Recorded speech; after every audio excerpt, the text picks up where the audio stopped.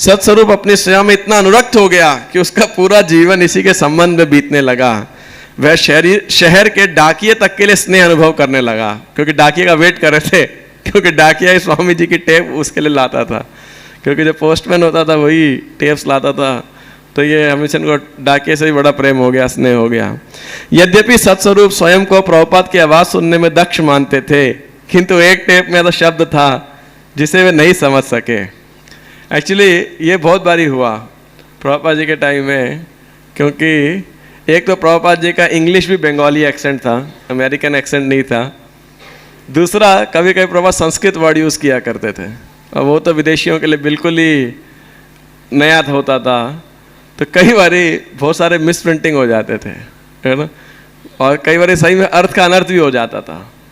जैसे आप देखेंगे भक्ति रसामृत सिंधु के अंदर 3-4 टाइपिंग एरर्स हैं basically, and somehow they went undetected, you know. तो अगर आज भी देखेंगे, जहाँ तक मेरा ख्याल, I don't know if the BB corrected it और नॉट, लेकिन एनओडी जब आप पढ़ते हैं तो इंग्लिश वालों के लिए पास बताया जाता है कि ये सिर्फ टाइपिंग एरर है। तो कभी कभी ऐसा भी हो जाता है, यू नो, तो लगता है ऐसा क्यों लिखा गया है, लेकिन क्या है वो ऐसा डिक्टेशन को गलत होने में। तो एक उदाहरण मैं दूंगा और फिर आपको एक प्रैक्टिकल एप्लीकेशन इसकी। तो किंतु एक टेप में ऐसा शब्द था जिसे वे नहीं समझ सके। तो प्रभुपाद 3rd कैंटो का डिस्क्रिप्शन हो रहा है। प्रभुपाद दिति के गर्भ से हिरण्याक्ष असुर के जन्म का वर्णन कर रहे थे। सत्स्वरूप को इस तरह सुनाई पड़ा, दिति के गर्भ के छिद्रों से सारा ब्रह्मांड अंधकारमय हो गया। तो कंफ्यूज हो गया, बोला दिति के गर्भ में छिद्र कैसे हो सकते थे, है ना। तो वो क्या था, वो था by the force of Diti's womb, है ना, ये ना। तो by the force of the pregnancy of Diti the whole universe went dark. इनको फोर्स की जगह सुनाई पड़ा पोर्स, PORES, है ना। तो प्रभुपाद जी को उन्होंने जब भेजी ट्रांसक्रिप्टेड, तो प्रभुपाद जी ने लिखा छिद्र नहीं, पोर्स नहीं, फोर्स, बल, है ना। आप समझ पा रहे हैं ना क्या है, बिकॉज राइमिंग से है। तो प्रभुपाद ने लिखा, अच्छा होगा कि जैसे ही तुम टेपों को टाइपिंग करो, संपादन के बाद एक प्रति मेरे पास भेज दिया करो। एक प्रति मैं अपने पास रखूंगा और एक प्रति तुम्हारे पास रहेगी। मतलब जब आप लिखते हो, आई don't know if they did photo copy या कार्बन कॉपी कैसे भी किया था, लेकिन उसके बाद भेजा करो, नहीं तो अर्थ का अनर्थ हो सकता है ना।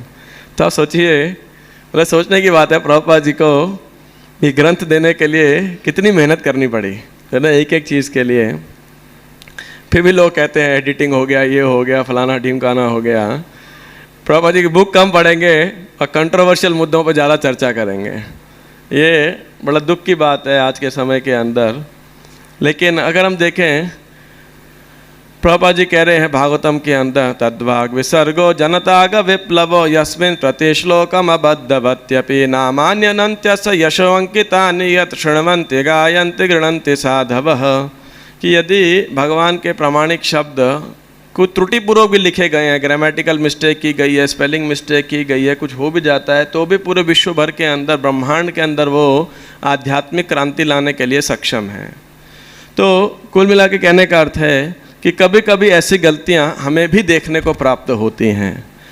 तो एक तो प्रभुपाद जी की इंग्लिश में हुआ, और इसके बाद इंग्लिश से जो अन्य भाषाओं में ट्रांसलेट हुआ। स्पेशली जब आप हिंदी में पढ़ेंगे तो आपको कई बारी कुछ ना कुछ अजीबोगरीब लगेगा, इसका मतलब क्या है ना। क्योंकि कई बारी या तो हिंदी बिल्कुल ही मतलब अड़ियल सी हिंदी होती है, या कुछ ज़्यादा स्कॉलरली हिंदी होती है ना। तो कई बारी ऐसा हिंदी के ट्रांसक्राइब करने में थोड़ा बहुत कहीं ना कहीं आपको प्राप्त हो सकता है। तो विशेषकर पुराने भक्तों को चाहिए कि वो उसको सही दृष्टिकोण से समझ सकें, है ना। जैसे प्रभुपाद जी ने जब प्रथम बारी गोविंद दासी माता जी को तुलसी महारानी का प्रणाम मंत्र लिखा था, तो जानते हैं क्या लिखा था, वृंदाय तुलसी देव्यै प्रियायै केशवस्य च, और आगे विष्णु भक्ति पद देवी सत्यवत्यै नमो नमः। लेकिन वो किधर से तो कृष्ण भक्ति चालू हो गया वो पता नहीं, है ना। अभी किसी ने गलती सुन लिया, टाइपिंग मिस्टेक हो गया, या कोई और एडिशन था, या क्या मिसप्रिंट हो गया, या कोई रसिक भक्त था, जो भी था, but originally with Prabhupada gave. तो इसका जो है पूरा एविडेंस है, प्रभुपाद ने यही मंत्र लिख के दिया उन्हें, क्या? विष्णु भक्ति प्रद देवी सत्यवते नमः।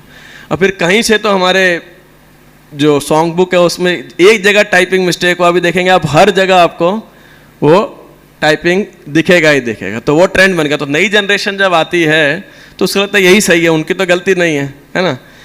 तो इसीलिए इसका मुद्दा बनाने के बजाय समझ लो कहीं कुछ हो गया तो ऐसा जरूरी नहीं, कृष्ण भक्ति बोलते तो ऐसा नहीं कि 10वां 11वां नाम अपराध हो गया, तुलसी देवी के प्रति अपराध हो गया, है ना।